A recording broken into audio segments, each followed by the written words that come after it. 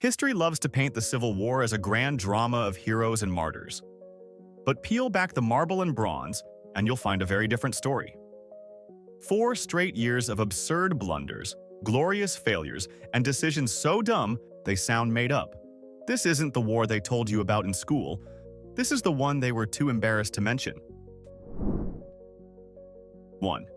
You're a Confederate engineer. You have one job. 1.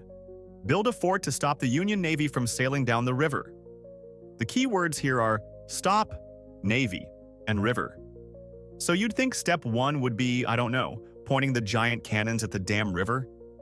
Apparently that was a detail that got lost in the paperwork. At Fort Allen in Tennessee, after months of backbreaking work, some genius stood back, wiped the sweat from his brow, and had that sinking feeling you get when you realize you've built your entire IKEA bookshelf backwards. The fort's cannons were aimed perfectly at a quiet patch of Tennessee woods.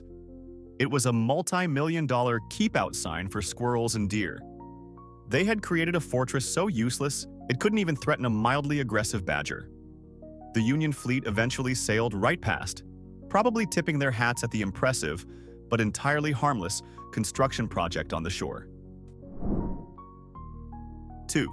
If you thought that was bad, let's talk about the Union Navy, a group of guys who apparently navigated using a magic 8-ball and a half-remembered dream. They get a simple, mission-critical order: go blockade the James River in Virginia. But here's a fun fact about America. We liked the name James so much, we slapped it on rivers all over the place like a cheap bumper sticker. So our brilliant admiral, instead of, consulting a map for 30 seconds, sails his entire fleet to a different James River. A river deep inside friendly Union territory. For days they sat there, proudly and diligently blockading themselves from themselves. You have to imagine the captain's log. Day 5, no sign of the enemy. Morale is high. We have successfully prevented our own supply ships from delivering fresh socks. It's the 19th century military equivalent of sending a SWAT team to storm the wrong house and heroically arresting a lamp. 3. Losing a battle sucks. It's gotta be a real bummer for your day. But for Chaplain Arthur Fuller of Massachusetts, it wasn't just a bummer. It was a cosmic, personal betrayal. After his side got absolutely steamrolled, he didn't just question his faith. He didn't just get mad. No, he got so unbelievably furious that he gathered his traumatized soldiers and basically delivered a sermon announcing that he was breaking up with God. In front of everyone, he allegedly declared that the Almighty had clearly picked the wrong team, was a traitor to the Union, and that he, Arthur B. Fuller, was officially declaring war on heaven itself. This man looked up at the sky and said, "You and me, outside, right now." You have to respect the sheer, unadulterated audacity. Your boss, Abe Lincoln, loses a fight, so you decide to challenge the creator of all existence to a duel. That's not a crisis of faith. That's escalating a complaint straight to the CEO of the universe. 4. Let's talk about branding. When you break away from a country in a violent, messy divorce, you generally don't put a picture of your ex on your new dating profile. It just sends mixed signals. But the Confederacy, in its infinite wisdom, did exactly that. When they designed their Great Seal, the ultimate symbol of their new nation, what did they choose? A rattlesnake? A cotton plant? A banjo? Nope. They chose George Washington on a horse, the first president of the United States, the guy whose entire legacy was creating the very nation they were trying to destroy. It's like Apple releasing a new iPhone with the Android logo proudly stamped on the back. It's a level of confusing, self-sabotaging stupidity that deserves its own museum. Their motto was Deo Vindici, or God will vindicate us, but their logo screamed, we're still big fans of the guy who started the other team. 5. General Benjamin Butler was the kind of guy who could trip into a pile of gold and somehow come out covered in mud and owing people money. The Union gives him a 30,000-man army and tells him to go be a menace near the Confederate capital. And he finds the perfect spot to land, a peninsula that's really easy to defend. The problem is, it was too easy to defend. The Confederates, with a much smaller force, just waltzed over, built a single wall of dirt and logs across the tiny neck of land. And that was it. Butler and his massive army were instantly trapped, sealed off from the rest of the war. They weren't a dagger at the heart of the Confederacy. They were like a forgotten can of Spam in the back of the pantry. A Confederate general famously called it being in a bottle strongly corked, making Butler the most expensive, heavily armed, and utterly useless cork in human history. 6. Ambrose Burnside. The man, the myth, the facial hair that launched a million hipsters. This guy looked at a problem and always, without fail, chose the dumbest possible solution. At the Battle of Antietam, his job was to cross a creek. One creek. Not a raging river, a creek. He spots a single stone bridge, which is defended by a bunch of very enthusiastic Confederates with rifles. A sane person would say, "Huh, that looks like a meat grinder. Let's find another way." And there was another way. The creek was so shallow a few hundred yards away you could have walked across it. But not Burnside. No, he became pathologically obsessed with this one bridge. For 3 hours, he hurled his men at it like he was trying to win a giant, bloody carnival game.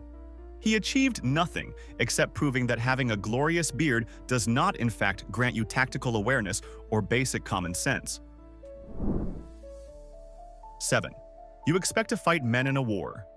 Maybe cannons, maybe cavalry. You do not expect to be defeated by a stampede of emotionally unstable farm animals. But that's exactly what happened to a group of Confederate soldiers. A herd of Union supply mules, probably spooked by a loud noise or a particularly ugly bug, just collectively lost their minds. They bolted in the middle of the night, pots and pans crashing, and ran straight at the Confederate lines like a furry four-legged freight train. The Rebs heard this unholy racket coming out of the darkness and logically assumed it was the charge of the demon cavalry from hell itself. They did the only sensible thing. They dropped their guns, screamed like children, and ran for their lives. They were routed by asses. You can't even write that in a report without sounding like an idiot. The ultimate military dishonor. 8. The CSS Manassas was the Confederacy's first attempt at a submarine-ish ironclad. It looked like a floating metal turd, and it was supposed to be the South's game-changing secret weapon. For about 5 glorious minutes, it actually worked. It plowed into the Union fleet, scared the hell out of everyone, and was a genuine menace.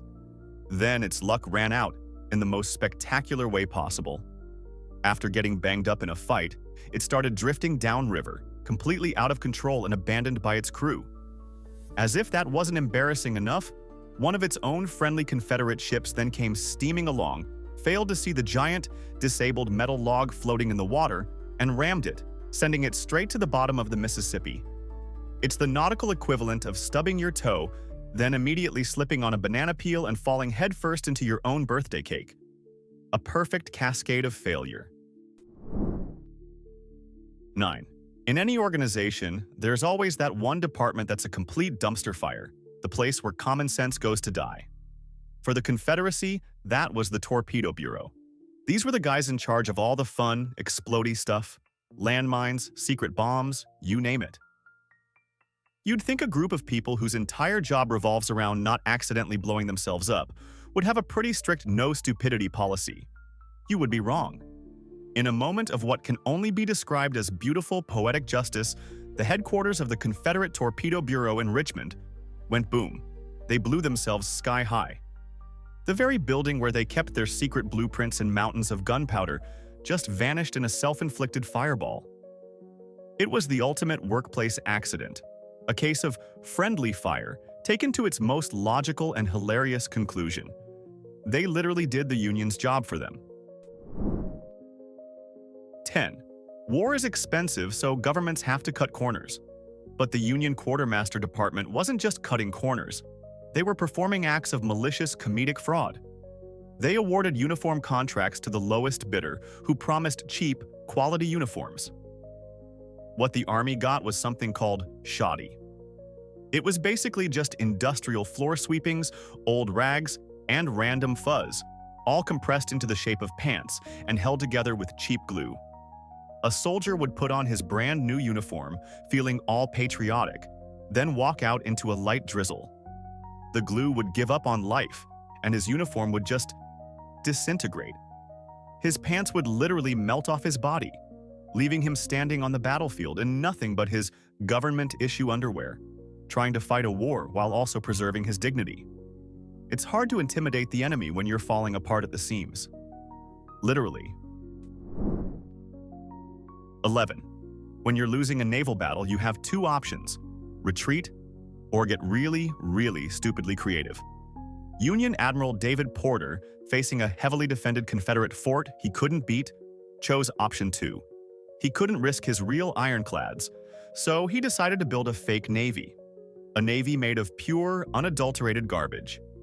His men took old barges, slapped some painted logs on them to look like cannons, and built smokestacks out of pork barrels with oily rags smoldering inside. It looked like something a Cub Scout troop would build for a parade float. Then, they just pushed this ghost fleet of junk into the river current at night. And the Confederates completely fell for it. They saw this armada of trash coming and panicked so hard they blew up their own multi-million-dollar ironclad, the CSS Indianola, to keep it from being captured by a bunch of logs and barrels. They were defeated by arts and crafts. 12. Someone in the Confederacy read a history book, which is usually a good thing. But in this case, it led to a really, really bad idea.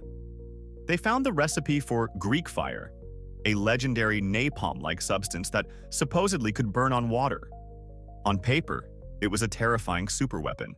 In reality, it was a high school chemistry experiment gone horribly wrong. This stuff was so ludicrously unstable, so prone to just randomly bursting into flames if you looked at it funny, that using it was like playing Russian roulette with a bottle of nitroglycerin. The Confederate soldiers tasked with deploying these firebombs were just as likely to set themselves, their buddies, and their entire trench ablaze as they were the enemy.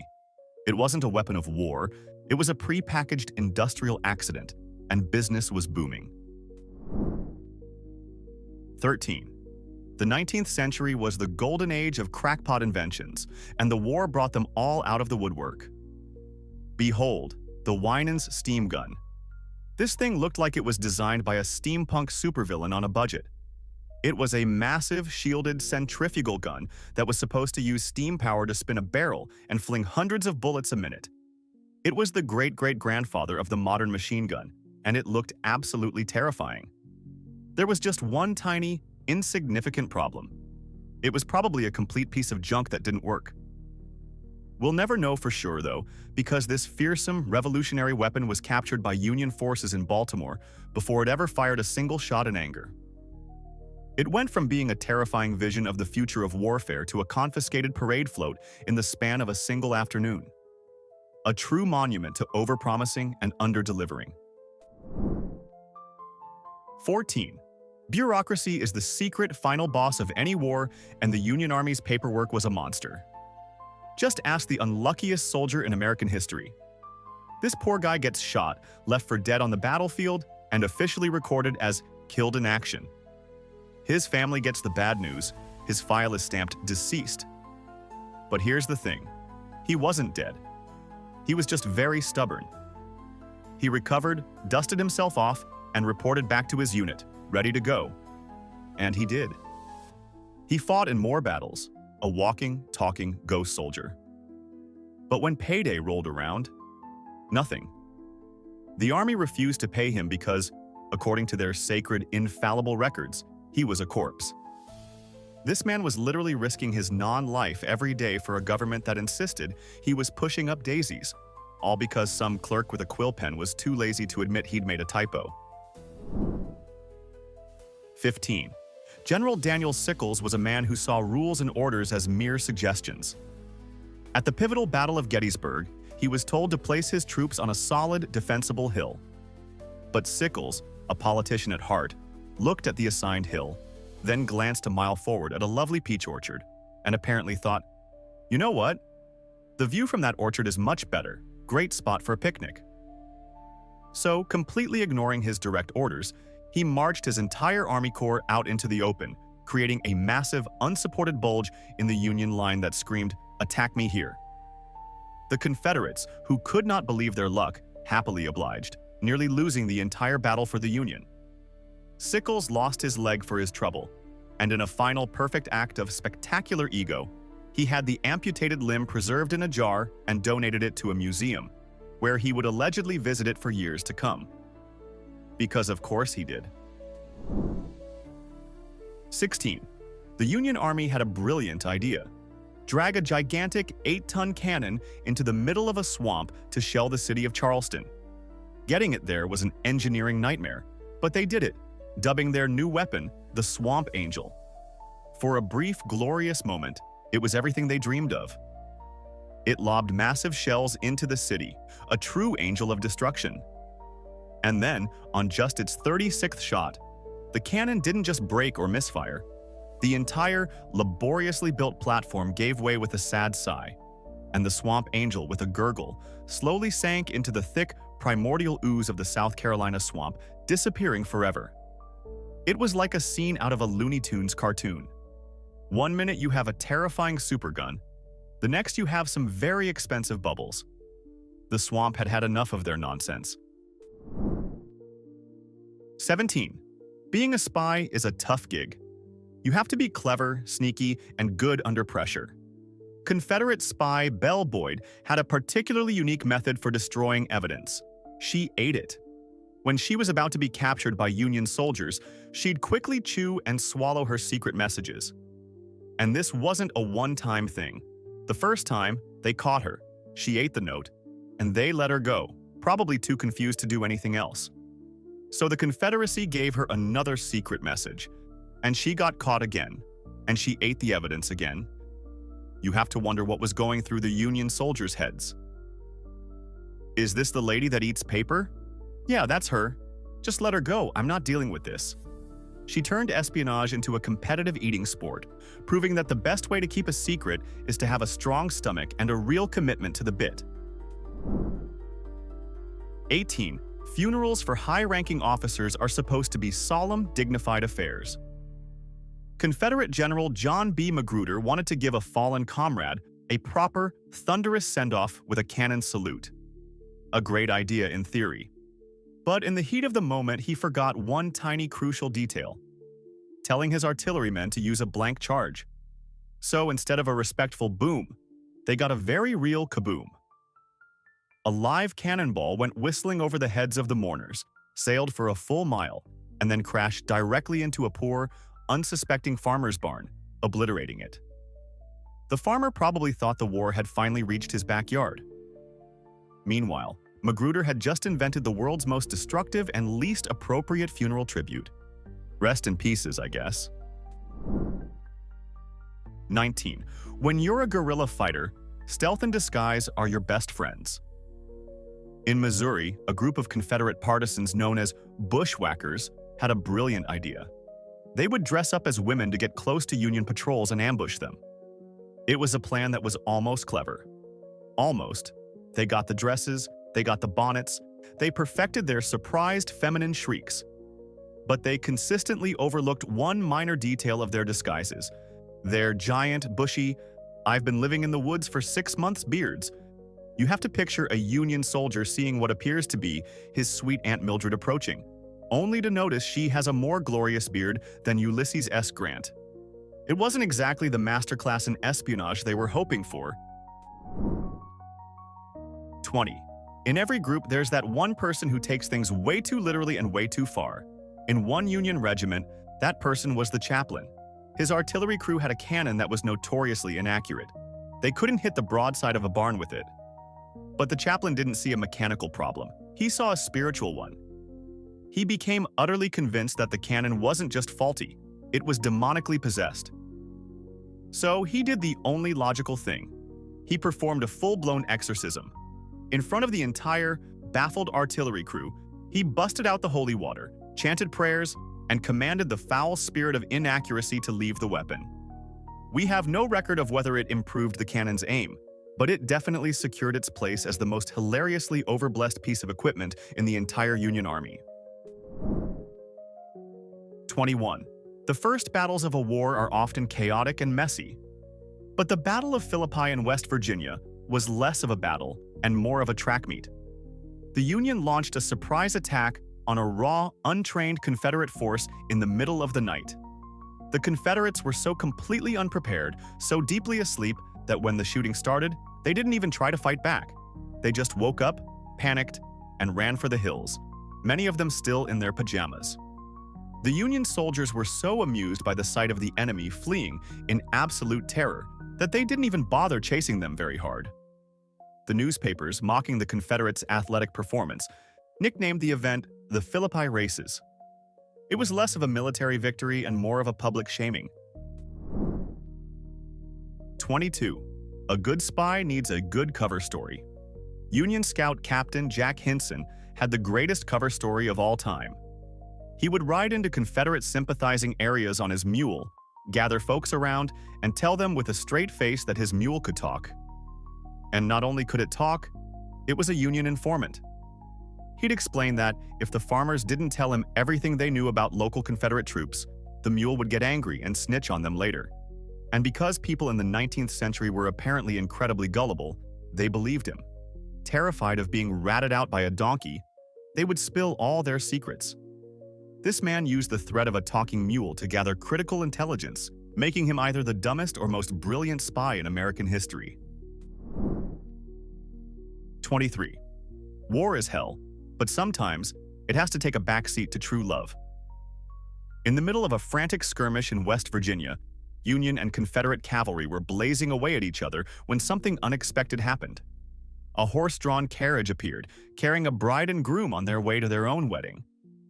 The soldiers on both sides, presumably out of a mix of Southern chivalry and sheer "what the hell is happening" confusion, just stopped shooting. They ceased all hostilities, lowered their weapons, and watched in silence as the wedding procession passed right through the middle of the battlefield. Once the couple was safely out of range, the men picked up their guns and immediately went back to trying to kill each other. A brief, beautiful, and utterly bizarre pause for romance. 24. The Confederacy was desperate for an edge, any edge, to break the Union naval blockade. This led to some truly galaxy-brain ideas like the coal torpedo. The plan was to disguise a bomb as a lump of coal, have a spy sneak it into a Union ship's coal pile, and then wait for some unsuspecting stoker to shovel it into the furnace. Boom! No more ship. It was a genius plan, except for the part where it was almost impossible to control. These things were just as likely to get mixed up in their own supply lines.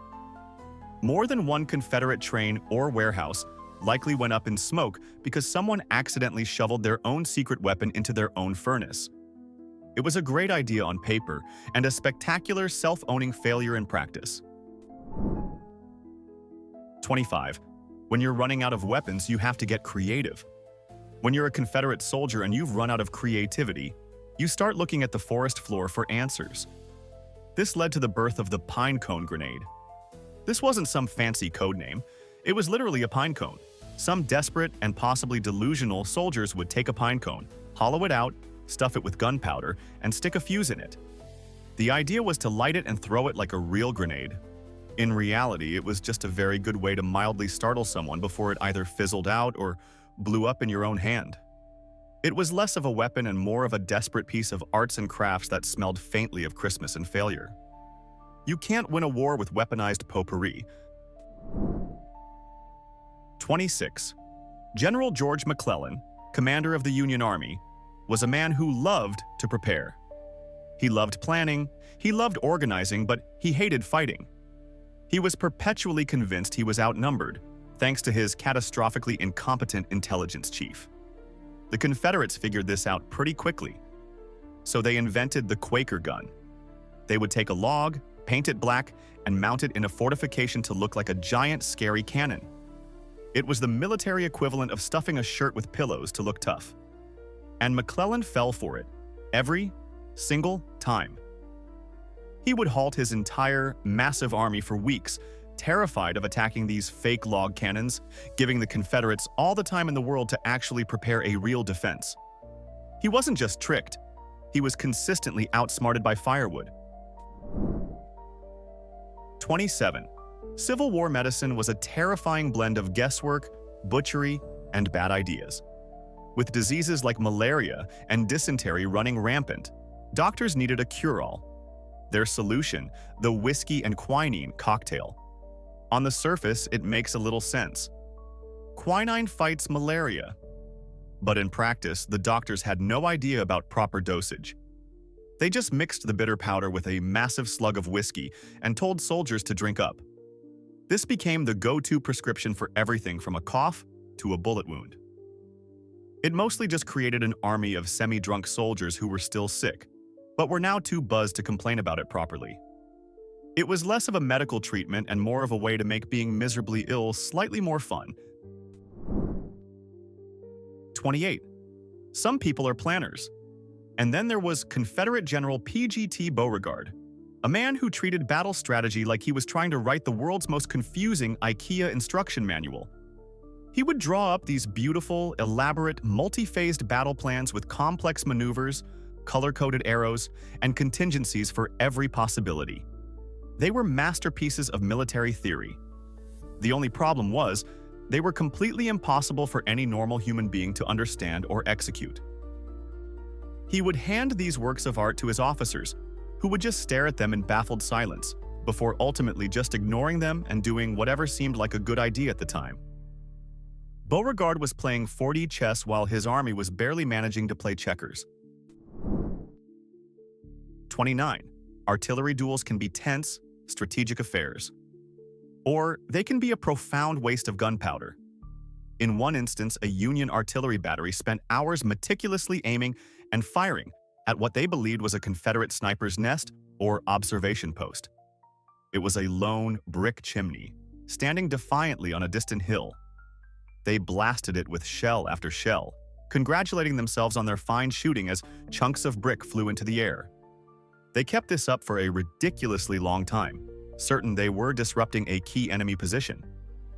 After the battle, they found out what it was. It was just a chimney. A lonely, innocent chimney attached to a burned-out house, now with significantly more holes in it.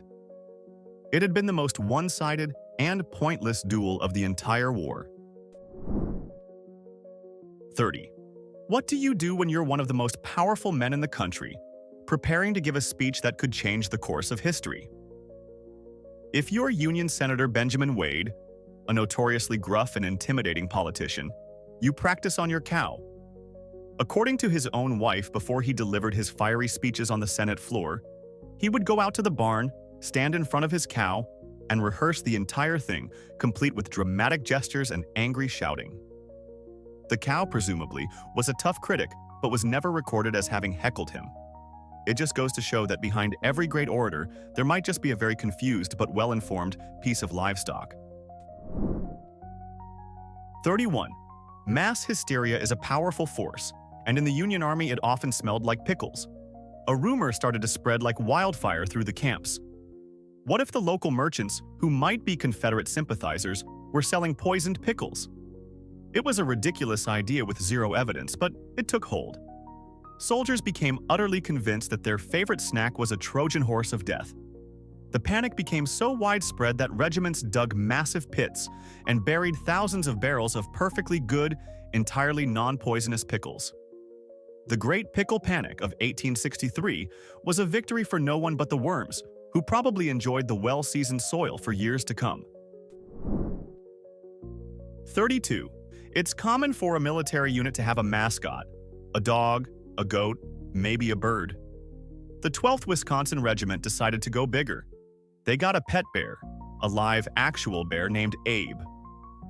The problem is, soldiers get bored. And when soldiers get bored, they get mischievous. They started sharing their whiskey rations with the bear. And the bear, it turned out, was a massive lightweight. He became the camp drunkard, stumbling around, causing chaos, and developing a serious drinking problem. It got so bad that the beloved, but now completely unreliable, alcoholic bear had to be honorably discharged and sent to live out his days in a zoo, probably in some kind of bear-sized recovery program. 33. When a soldier dies, it's a tragedy. When a pig dies, it's also a tragedy, apparently. One Pennsylvania regiment had a pig as their beloved mascot. It wasn't just a pet, it was one of the guys. So when the pig met an untimely and probably delicious end, the soldiers decided it deserved more than just a burial. They gave it a full military funeral. We're talking a custom-built coffin, a solemn procession with reversed arms, heartfelt eulogies delivered by tearful soldiers, and a gun salute over the grave. They treated the death of this pig with more pomp and circumstance than some generals received. It was a beautiful, heartfelt, and utterly insane tribute to a fallen comrade who also happened to be a source of future bacon. And there you have it. Where legends are born, human foolishness is never far behind, relentless and undefeated. From generals fighting their own cannons to armies undone by their own mascots. Now here's the real question for you. Who would you trust to lead you into battle? The cautious general too scared of his own shadow, or the reckless egomaniac who just might stumble into victory by sheer dumb luck? Drop your answer in the comments. And if you enjoy history unpolished and unfiltered, you know what to do. Hit subscribe, because the next round of jaw-dropping absurdity is already on the way.